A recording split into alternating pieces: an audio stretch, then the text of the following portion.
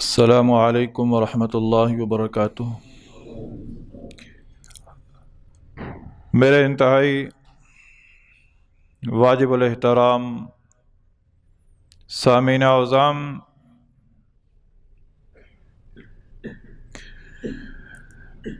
خلاق عالم نے اس حضرت انسان کو بڑی عزتوں سے نوازا ہے۔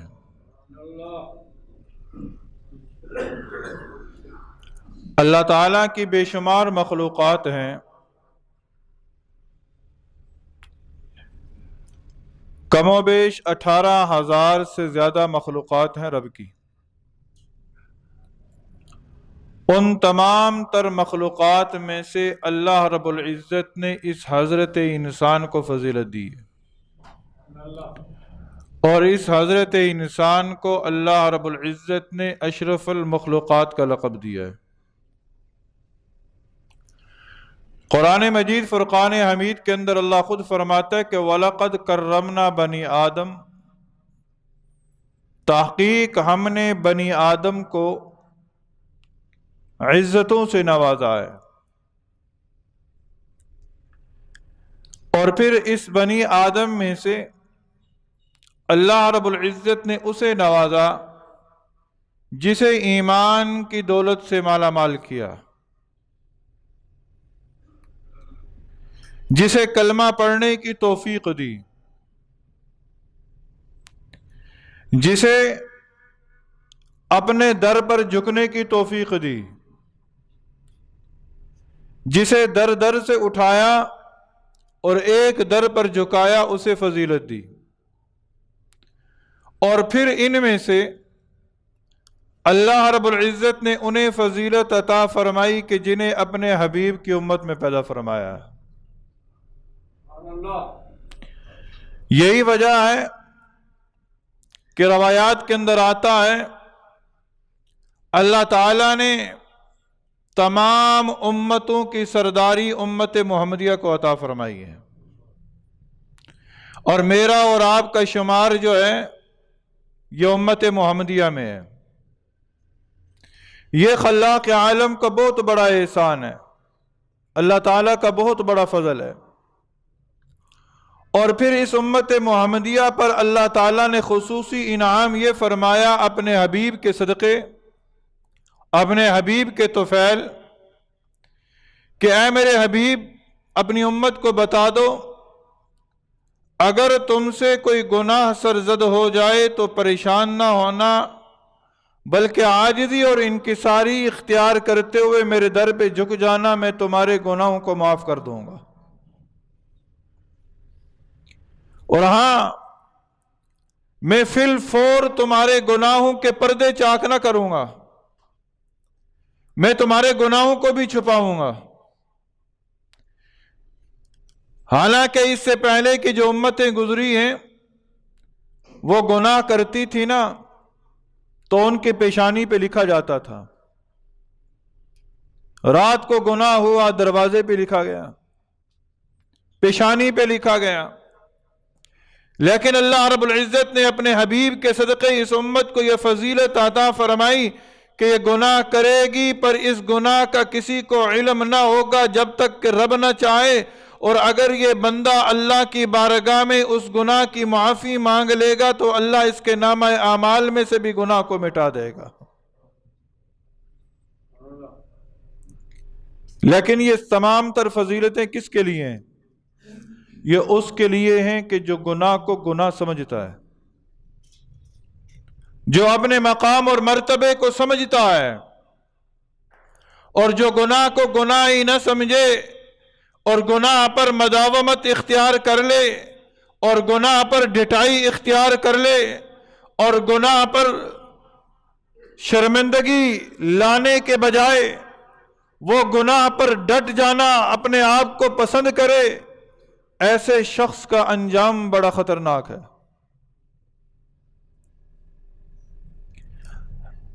اے اللہ، تو نے اس امت کو فضیلت عطا فرمائی، تو نے کہا کہ میں گناہ معاف کروں گا، تو نے کہا میں غلطیاں معاف کروں گا۔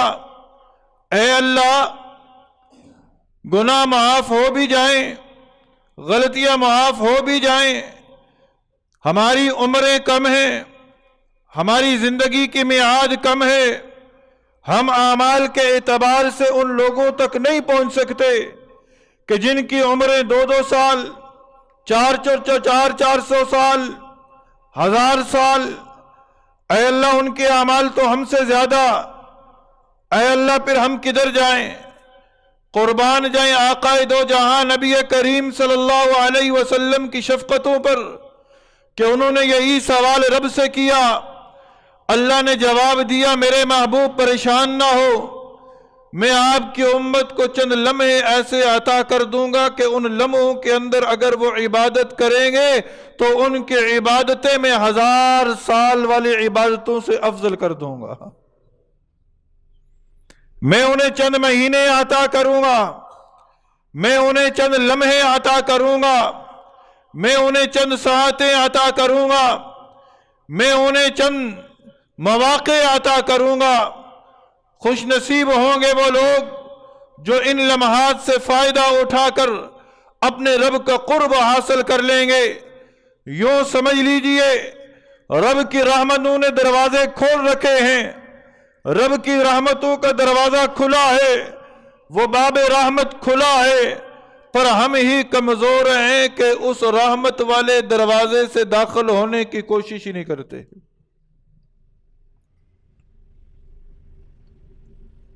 کس طرح ہم دنیا کے اندر اتنے مصروف ہو گئے،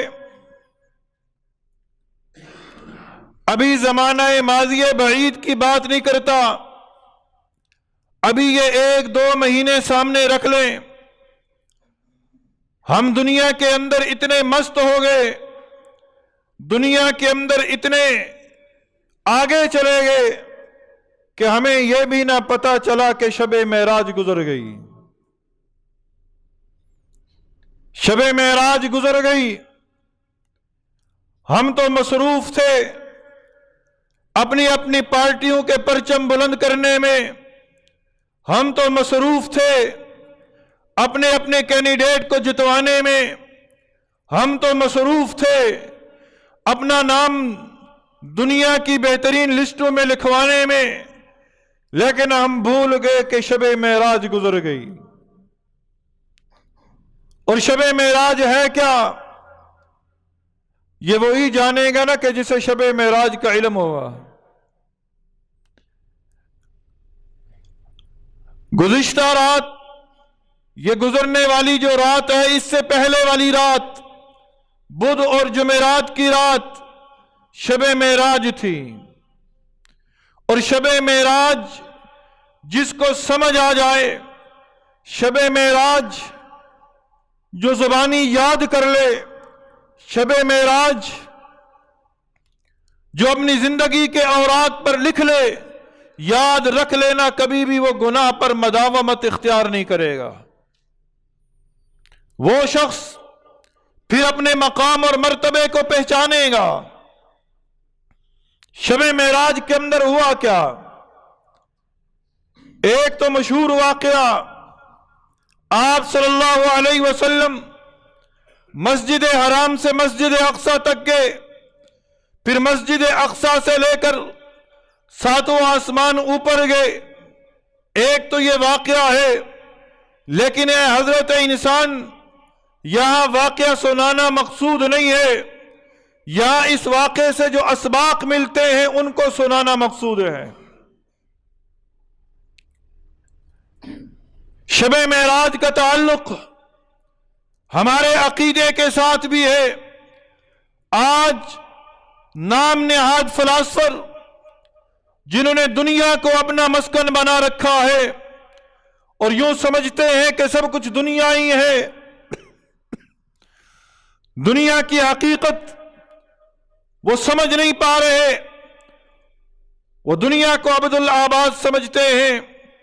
انہوں نے یوں کہا کہ یہ معراج نبی صلی اللہ علیہ وسلم کا ایک خواب تھا۔ نہ میرے دوستو، معراج نبی صلی اللہ علیہ وسلم کا خواب نہ تھا، بلکہ نبی کریم صلی اللہ علیہ وسلم روح مع جسد آسمانوں پر تشریف لے گئے.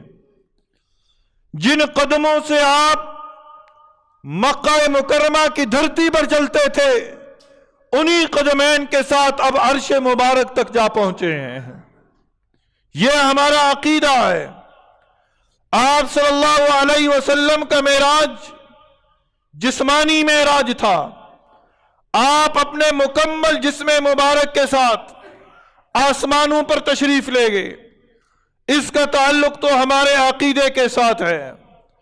پھر اس کے ساتھ ساتھ اس واقعے سے اسباق، سب سے بڑا سبق جو موضوع میں نے شروع کیا کہ اللہ نے اس امت کو فضیلت دی، اس امت کو مقام دیا. گناہ کرے گی، گناہ پر مداومت اختیار نہیں کرے گی، گناہ پر توبہ کرے گی، میں اس کے گناہ کو معاف کروں گا. آج نفسا نفسی کا دور ہے. ہم نے کہا وہ پارٹی جیت جائے گی ہمارے حالات سدھریں گے، وہ آئے گا ہمارے حالات سدھریں گے. دیکھو ہم پریشانیوں کے اندر ہیں، مصائب کا شکار ہیں. دن بدن پریشانیاں ہمارا سامنا کر رہی ہے. ہمارے لیے وہ آئے گا، ہمارے حالات ٹھیک ہوں گے. معراج سے کیا سبق ملتا ہے؟ معراج سے ہمیں سبق کیا ملتا ہے؟ اے حضرت انسان، ان پریشانیوں کے اندر بھی، ان مصائب کے اندر بھی، ان تکالیف کے اندر بھی اگر تو اپنا تعلق اللہ سے بنائے رکھتا ہے، ان مصائب کے اندر بھی تو اگر اپنا تعلق اللہ سے مضبوط رکھے گا تو پھر یاد رکھنا اللہ تمہیں عزتیں عطا فرمائے گا، اللہ تمہیں بلندیاں عطا فرمائے گا، اللہ تمہیں دنیا کے اندر بلند مقام عطا فرمائے گا. دیکھتے نہیں ہو مکہ والوں نے میرے حبیب کے لیے مکہ کے شہر کے دروازے بند کیے، میرے حبیب کے لیے مکہ کے اندر چلنا بند کیا، لیکن میرے حبیب کا تعلق مجھ سے مضبوط رہا، میرے حبیب کا تعلق مجھ سے مضبوط رہا. جب ان لوگوں نے میرے حبیب کے لیے دروازے بند کیے تو میرے رب نے اپنے حبیب کے لیے عرشوں کے دروازے کھول دیے. ہاں، نبی کریم صلی اللہ علیہ وسلم کو معراج کب ہوئی تھی؟ جب ظلم و ستم انتہا کو پہنچ چکا تھا، جب آپ صلی اللہ علیہ وسلم غمگین اس قدر ہوئے، جب طائف کی وادی میں پتھر پڑے نا، آپ صلی اللہ علیہ وسلم کی پنڈلیاں مبارک لہو لہان ہو گئی. آپ صلی اللہ علیہ وسلم نے یوں آسمان کی طرف دیکھا، یا اللہ یہ بات سمجھ نہیں رہے. ادھر خدیجہ الکبریٰ کا انتقال، ادھر چچا ابو طالب کا انتقال. یا اللہ کدھر جاؤں، کہاں جاؤں؟ اللہ نے کہا میرے حبیب پریشان نہ ہو، پریشان نہ ہو. دنیا والوں نے اگر تیرے لیے دروازے بند کیے ہیں، میں رب ہوں، دنیا بنانے والا ہوں. آ میرے حبیب، آج میں تجھے عرشوں کی سیر کرواتا ہوں، عرشوں کی سیر کرواتا ہوں. دوسرا سبق، دنیا کے بڑے بڑے وڈیرے، دنیا کے بڑے بڑے چودھری، دنیا کے بڑے بڑے ٹھیکیدار، جنہوں نے کہا کہ ہم محمد کی بات نہیں مانتے، محمد کی بات نہیں مانتے، ہم اس شریعت کی بات نہیں مانتے، ہم شریعت اسلامی پہ نہیں چلتے. آج کے بڑے بڑے لوگ بھی کہتے ہیں ہم دین محمد کو نہیں مانتے، ہم دنیا کے ساتھ چلنا چاہتے ہیں. اگر ہم شریعت پہ چلیں گے پیچھے رہ جائیں گے، ہم دنیا کے ساتھ آگے بڑھنا چاہتے ہیں. یاد رکھو مکہ کے لوگوں نے بھی کہا تھا ہم اس کی بات نہیں مانتے. اللہ نے کہا میرے حبیب اگر یہ تیری بات نہیں مانتے، نہ مانے، آج وہ تیری اقتداء میں نہیں آنا چاہتے، آج وہ تیری پیروی نہیں کرنا چاہتے، میرے حبیب میں دنیا والوں کو بتانا چاہتا ہوں کہ اگر تم میرے حبیب کی پیروی نہیں کرو گے مجھے کوئی پرواہ نہیں، آج میں اپنے حبیب کو بیت المقدس کے اندر انبیاء کا امام بنا رہا ہوں، انبیاء کا امام بنا رہا ہوں۔ اللہ تعالیٰ کے حبیب نے سفر معراج کے اندر بیت المقدس کے اندر کم و بیش 1,24,000 پیغمبروں کی امامت کروائی ہے۔ کتنا بڑا مقام عطا کیا رب نے۔ یہ سارا کچھ کیوں ہو رہا ہے؟ اللہ تعالیٰ دنیا والوں کو بتانا چاہتا ہے کہ مصائب آئیں گے، پریشانیاں آئیں گی، دکھ آئیں گے، تکالیف آئیں گی، لیکن کبھی بھی میرے سے تعلق کو توڑنا نہ، مجھ سے تعلق مضبوط رہے گا، میں تمہاری دنیا بھی سنوار دوں گا اور اخروی زندگی بھی سنوار دوں گا۔ پھر آقا دو جہاں نبی کریم صلی اللہ علیہ وسلم عرشوں پہ تشریف لے گئے۔ میں سارے سفر کو چھوڑ رہا ہوں، بچپن سے سنتے چلے آ رہے ہیں۔ براق پہ سفر ہوا، کئی مواقع پر آپ صلی اللہ علیہ وسلم اترے، نوافل پڑھے، بیت المقدس میں پہنچے، براق باندھا، امامت کروائی، معراج کا سفر شروع ہوا۔ 7 آسمانوں پر حضرت عیسیٰ سے لے کر حضرت ابراہیم علیہ السلام تک مختلف انبیاء سے ملاقاتیں ہوئیں، حضرت آدم سے لے کر ابراہیم علیہ السلام تک مختلف انبیاء سے ملاقاتیں ہوئیں، گفت و شنید ہوئی، اوپر تشریف لے گئے، سدرۃ المنتہا پہ پہنچے۔ جبرائیل امین نے کہا آگے آپ جائیں، میں نہ جا سکتا، میں نہیں جاؤں گا، آگے میرے پر جل جائیں گے۔ وہاں سے آگے نبی کریم صلی اللہ علیہ وسلم اکیلے گئے، فکان قاب قوسین او ادنی، اتنا رب کے قریب چلے گئے، 2 کمانوں کا فاصلہ رہ گیا، رب سے گفتگو ہوئی۔ اللہ تعالیٰ نے پھر اپنے حبیب کو چند تحائف عطا فرمائے، نماز کا تحفہ ملا، سورہ بقرہ کا آخر ملا، کچھ راز و نیاز کی باتیں ہوئیں۔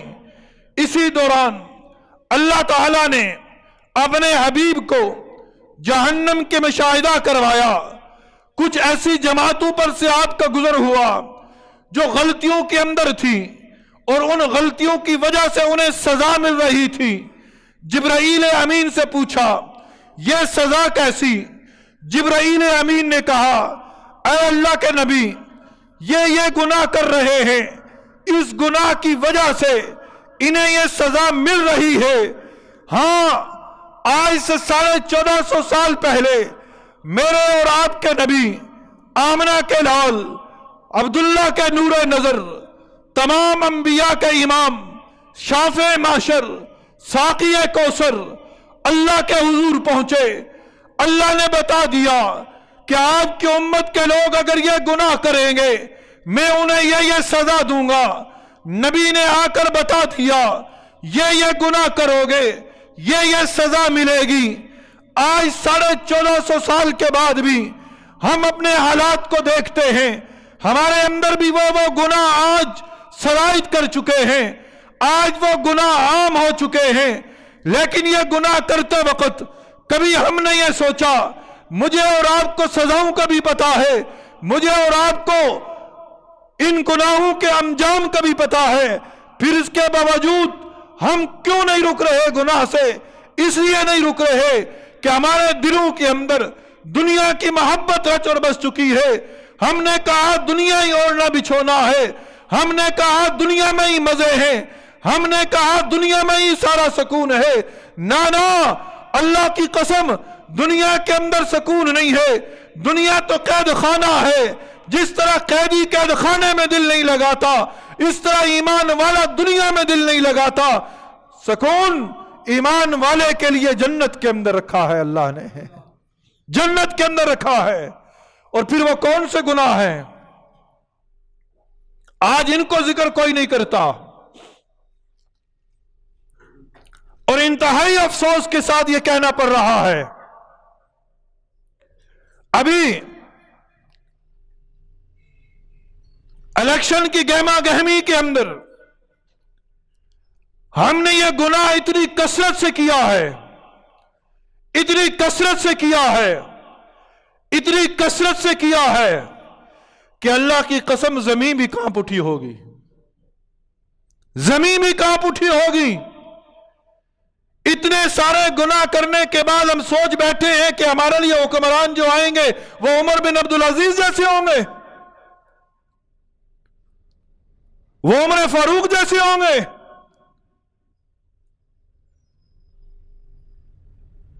حضرت علی المرتضیٰ سے پوچھا تھا کسی نے، اے علی، عمر کے دور کے اندر امن تھا، عثمان کس کے، ابو بکر کے دور کے اندر امن تھا، عثمان کے دور کے اندر امن تھا، آپ کے دور کے اندر امن کیوں نہیں ہے؟ حضرت علی نے وہ تاریخی جواب دیا کہ میرے دور کے اندر امن اس لیے نہیں ہے، اور ان کے دور کے اندر امن کیوں تھا؟ ابو بکر کی رعایا علی تھا، عمر کی رعایا علی تھا، عثمان کی رعایا میں علی تھا، اور میری رعایا میں تم ہو۔ جس کی رعایا میں علی کے صفات والے ہوں گے وہاں امن ہوگا، اور جس کی رعایا کے اندر علی کی ایسی صفات نہ ہوں گی وہاں امن نہ ہوگا، امن نہ ہوگا۔ آج امیدیں لگائے بیٹھے ہیں سارے کے سارے ہم لوگ، اب وہ جو پارٹی آئے گی حالات سدھریں گے، یہ ہوگا وہ ہوگا۔ اللہ کے بندو، کبھی ریت کی بنیاد پر بلند عمارتیں نہیں بنا کرتی، یہ پبل کس کا ہے؟ زمین کس کی ہے؟ نہ میری ہے نہ آپ کی ہے، یہ اللہ کی ہے۔ للہ ما فی السماوات وما فی الارض، لہو ما فی السماوات وما فی الارض۔ زمین و آسمان کے اندر جو کچھ ہے وہ اللہ کا ہے۔ وَلَوْ أَنَّ أَهْلُ الْقُرَىٰ آمَنُوا وَاتَّقَوْا لَفَتَحْنَا عَلَيْهِمْ بَرَكَاتٍ مِّنَ السَّمَاءِ وَالْأَرْضِ۔ اللہ کہتا ہے اگر یہ بستی والے ایمان لے آئیں اور تقوی اختیار کریں تو میں آسمان سے برکتیں نازل کر دوں، میں زمین سے برکتیں نکال دوں۔ اگر زمین والے تقوی اختیار نہ کریں تو آسمان سے برکتیں نہیں، آسمان سے رب کا غصہ نازل ہوگا۔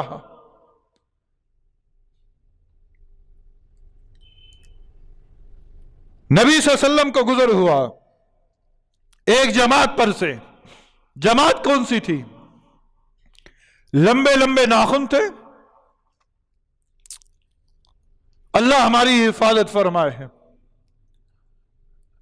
لمبے لمبے ناخن، اور ان ناخنوں سے وہ اپنے جسموں کو نوچ رہے تھے، نوچ رہے تھے۔ بڑا عجیب منظر تھا، ذرا سوچیں، ایک بندہ اپنے جسم کو کھجائے، خارش لگی ہو، زخم بن جائے تو کتنا ایک معیوب سا لگتا ہے، انسان دیکھ نہیں سکتا، ڈر لگ جاتا ہے۔ اور چیجائی کے ناخنوں سے، تیز دھار ناخن، اور ان ناخنوں سے اپنے جسموں کو نوچا جا رہا ہے۔ یہ کوئی قصے کہانی نہیں سنا رہا۔ نبی صلی اللہ علیہ وسلم نے پوچھا جبرائیل یہ کیا ماجرا ہے؟ نبی صلی اللہ علیہ وسلم کو جبرائیل امین نے بتایا، اللہ کے نبی یہ وہ لوگ ہیں جو غیبت کرتے تھے، یہ غیبت کرنے والوں کا انجام ہے، غیبت کرنے والوں کا انجام۔ اور ہم دیکھ لیں یہ ان دنوں کے اندر ہم نے کتنی غیبتیں کی ہوں گی۔ غیبت کی تعریف کیا ہے؟ غیبت کہتے کسے ہیں؟ ایک ہے غیبت اور ایک ہے بہتان۔ تعریف کیا ہے غیبت کی؟ بہتان اسے کہتے ہیں کسی کی غیر موجودگی کے اندر، کسی کی غیر موجودگی کے اندر اس کے ذمے ایسی برائی لگا دی جائے جو اس میں نہیں پائی جاتی، اس کی طرف ایسی برائی منسوب کر دی جائے جو اس کے اندر نہیں پائی جاتی، تو اسے کہتے ہیں بہتان۔ اور اگر کسی کی غیر موجودگی کے اندر اس کی ایسی برائی بیان کی جائے جو اس کے اندر پائی جاتی ہے تو اسے کہتے ہیں غیبت۔ غیبت، ہم نے غیبتیں بھی کی، हमने बौतान भी बांधे। ओ अल्लाह के बंदो, कल क़यामत के दिन अगर जिसकी हमने गीबत की वो हमसे हिसाब लेने आ गया तो फिर उस वक्त हमें उसको देने के लिए है क्या हमारे पास? गीबत करके हमने कुरान मजीद फुरकान हमीद के एक वाज़े हुक्म की खिलाफवर्जी की है। क्या कुरान मजीद का वाज़े हुक्म नहीं नजर आ रहा? हमें नजर कैसे आए? हम तो कुरान पढ़ते ही नहीं है। हमने तो कुरान रमजान के लिए रखा हुआ है। हमने तो कुरान गिलाफों के अंदर लपेट कर ऊंचे ताकचों में रख छोड़ा है ना कि हम रमजान के अंदर पढ़ेंगे। हमने कुरान इसलिए रखा हुआ है ना कि इस पर हम कौल कसम देंगे, हलफ उठाएंगे, हम कुरान पर वोट बेचेंगे। अल्लाह की कसम कुरान इसलिए नहीं आया था। कुरान मेरी और तेरी जिंदगी में इनकलाब बर्पा करने के लिए आया था। यह कुरान ही था। जब सहाबा की जिंदगी में आया तो फिर हुआ क्या? वो औरों के हादी बन गए जो खुद न थे राहों पर।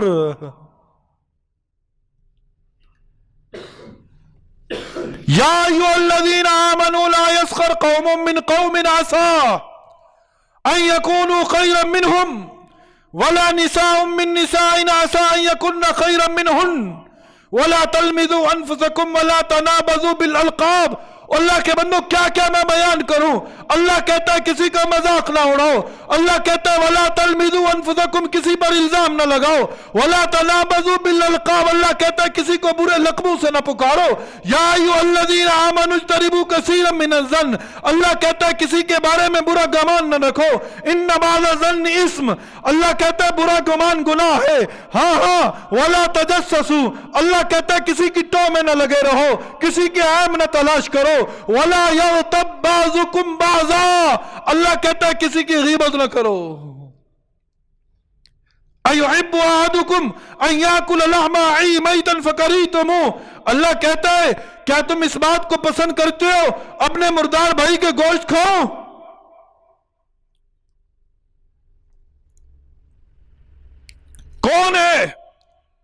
कौन है जो इस बात को पसंद करता है कि मेरे सामने मेरे मुर्दार भाई का गोश्त रखा और मैं खाऊं उसे?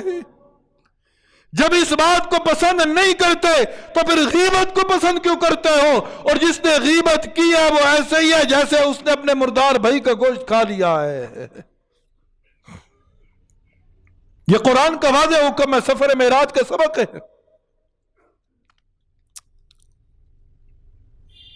नबी सल्लल्लाहु अलैहि वसल्लम का गुजर हुआ एक ऐसी जमात से, होंठ हैं कैंची से काटे जा रहे हैं, कैंची से काटे जा रहे हैं।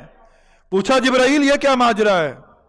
कहा अल्लाह के नबी, या आपकी उम्मत के वो लोग हैं जो वाज करते थे, खतीब थे, बयान करते थे, लेकिन खुद उस पर अमल नहीं करते थे। आज हम देख ले माशरे के अंदर, हमारे माशरे के अंदर बिगाड़ इसी वजह से तो आया हुआ है। हम जाहिर में कुछ है और बातिन में कुछ है। हमारे माशरे के अंदर बिगाड़ इसलिए आया हुआ है कि हमने सिर्फ पेट को अपना मस्कन बना लिया है।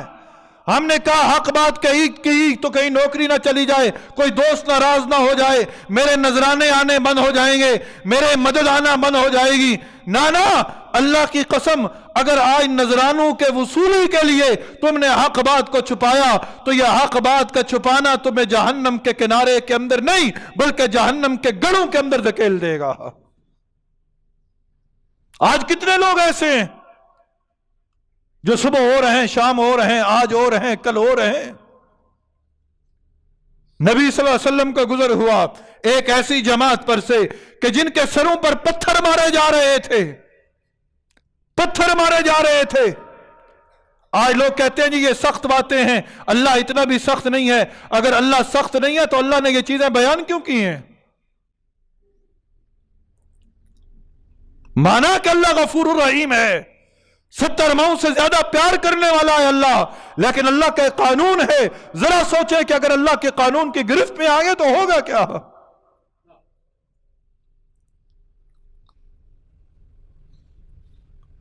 कहते अल्लाह गफूर रहीम है। हाँ, अल्लाह गफूर रहीम है। गुनाह करो, गुनाह पर माफी मांगो, अल्लाह गफूर रहीम है, अल्लाह माफ कर देगा। अल्लाह गफूर रहीम इस माना में नहीं है कि तुम गुनाह करो और गुनाह पर डट जाओ और कहो अल्लाह गफूर रहीम है, माफ कर देगा। जमात पर से गुजर हुआ, पत्थर मारे जा रहे हैं, सर कुचले जा रहे हैं, फिर थोड़ी देर के बाद सर ठीक हो रहे हैं। नबी ने पूछा जिब्राइल ये क्या माजरा है? नबी को बताया जिब्राइल अमीन ने, अल्लाह के नबी ये वो लोग हैं जो नमाज में सुस्ती करते हैं। नमाज नहीं पढ़ते नहीं कहा, नमाज में सुस्ती करते हैं, नमाज में सुस्ती करते हैं। हमारे जितने नमाजी जुमे में आते हैं, इतने फजर में आए, जोर में आए, असर में आए, मगरब में आए, ईशा में आए, अल्लाह की कसम हमें किसी जमात के नारे लगाने की जरूरत नहीं। अल्लाह ताला खुद उमर फारूक जैसा हुक्मरान हमें अता फरमा देगा।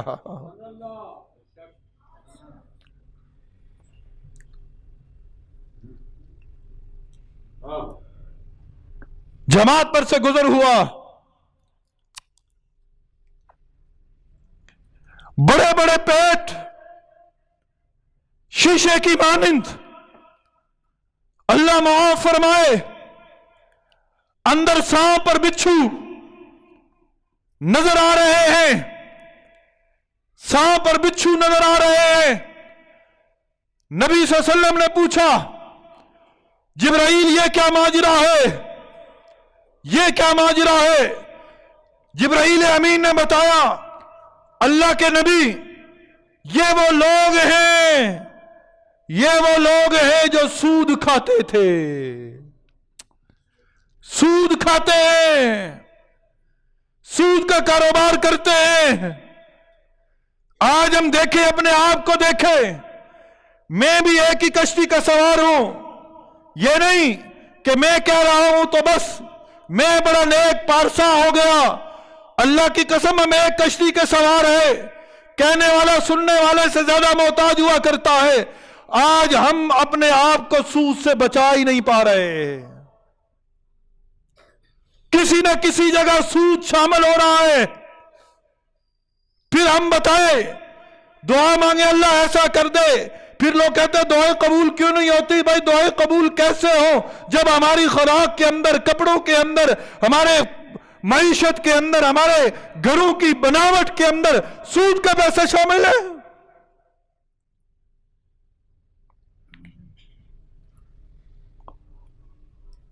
सांप और बिच्छू पेट के अंदर। आज बड़े बड़े लोगों को देखा, हज देखो, सालों साल हज है, उम्रे देखो हर 2 महीने बाद उम्रे हैं। ऐसा उन्हें देखो, बड़े आशिक रसूल हैं, यहां जुमेरात यहां है, शबे जुमा मदीना मुनव्वरा में है, लेकिन उनके कारोबार देखो सारे सूद पे चल रहे हैं, सूद पे। नबी सल्लल्लाहु अलैहि वसल्लम का गुजर हुआ एक जमात पर से, ऐसी जमात कि जिनकी शर्मगाहों के आगे और पीछे चीथड़े लगे हुए हैं, और वो बैलों और गायों की तरह, ऊंटों की तरह चल रहे हैं। और क्या चल रहे हैं? जहन्नम के पत्थर खा रहे हैं। पूछा अल्लाह के नबी ने, जिब्राइल ये क्या माजरा है? कहा अल्लाह के नबी ये वो लोग हैं जो ज़कात अदा नहीं करते, ज़कात अदा नहीं करते। अल्लाह की कसम, कुरान शाहिद है, नबी के फरामीन शाहिद हैं कि तुम्हारे हुक्मरान तुम्हारे आमाल की बदौलत मिलते हैं। जैसे तुम्हारे आमाल होंगे वैसे तुम्हारे हुक्मरान आएंगे। अगर हम चाहते हैं हमारे हुक्मरान अच्छे हों, अगर हम चाहते हैं हमारे हुक्मरान नेक हो, हमारे हुक्मरान आवाम का दर्द रखने वाले हों, तो फिर हमें इन गुनाहों को छोड़ना पड़ेगा, गुनाहों को छोड़ना पड़ेगा। सूद से किनारा कशी इख्तियार करना पड़ेगी, हमें ज़कात अदा करना पड़ेगी, हमें गीबत से छुटकारा पाना पड़ेगा, हमें हक बात को बयान करना पड़ेगा। और फिर आज इस माशरे के अंदर आइंदा आने वाले दिनों के अंदर वैलेंटाइन डे भी है। वैलेंटाइन डे जिना के रास्ते को हमवार करना, जिना की दावत देना, बेहयाई के असबाब कायम करना दर हकीकत जिना की दावत देना है, जिना की दावत देना है। तुम्हारी नफसानी ख्वाहिशात को पूरा करने के लिए अल्लाह ने हलाल रास्ता बताया है, हलाल रास्ता बताया है। निकाह करो, निकाह करो। आज निकाह मुश्किल है, जिना आम है। निकाह मुश्किल है, निकाह मुश्किल है, जिना सस्ता है। सुनो फिर, नबी का गुजर हुआ एक जमात पर से, उस जमात के सामने कच्चा गोश्त रखा है जो सड़ा हुआ है, बदबूदार है। ऐसा गोश्त भी है भुना हुआ है, पका हुआ भी है। वो जमात पके हुए को, खुशबूदार गोश्त को, भुने हुए गोश्त को छोड़कर कच्चे गोश्त, सड़े हुए गोश्त, बदबूदार गोश्त को खा रही है। नबी सल्लल्लाहु अलैहि वसल्लम ने पूछा, ऐ जिब्राइल ये क्या माजरा है? जिब्राइल अमीन बताते हैं, ऐ अल्लाह के नबी, ये वो लोग हैं जो हलाल रास्ते को छोड़कर हराम रास्ते से अपनी जिनसी तस्कीन को पूरा करते हैं। ये वैलेंटाइन डे जिनसी तस्कीन को पूरा करने का ही नाम है ना। कहते फूल देने में कबात क्या है? आज फूल दो, बीवी को फूल दो। सबसे ज्यादा तुम्हारे लिए मोहब्बत के काबिल तुम्हारी बीवी है।